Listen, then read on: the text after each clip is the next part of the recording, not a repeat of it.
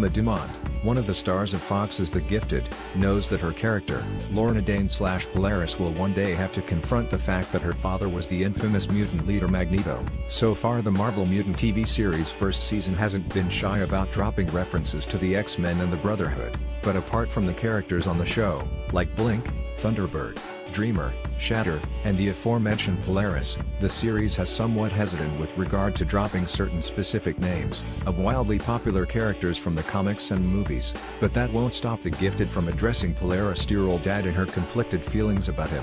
Along with Sean Teal and Blair Redford, Dumont has been a standout star of the series in its first season, taking on a major part in the early going that put her in the line of fire along with Stephen Moyer's Reed Strucker, and also revealed she was going to have a child with Eclipse, Teal. Things haven't slowed down for Polaris since then, as she's taken an even more active role with the Mutant Underground as Kobe Bell's Jace Turner and Sentinel Services work to track them down and eliminate the supposed mutant threat. But as far as mutant threats go, there is likely no more feared name amongst those hunting them than that of Magneto. And according to Dumont, it's a name that carries a negative connotation for her character as well. While speaking with TV Line, Dumont discusses the question of Polaris' parentage, and how the show plans to address it in conjunction with her character's changing beliefs. Dumont said, "Each episode we start with a flashback of a character's history and the finale is hers, and her journey is really heartbreaking. She kind of has to decide, what's the difference between something you're supposed to be and something you believe in?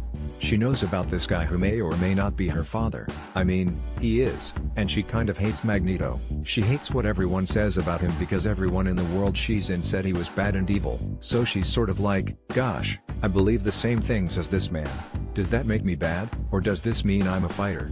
We see her work through that in episode 12 and 13, the season finale, and in the end we find out what her decision is. This is the phrase I like to use: she pulls something out of thin air.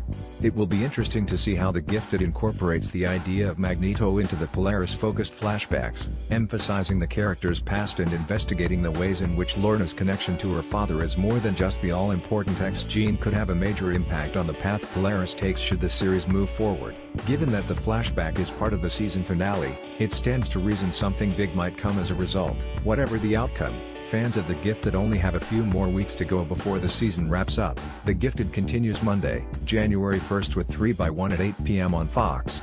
Source: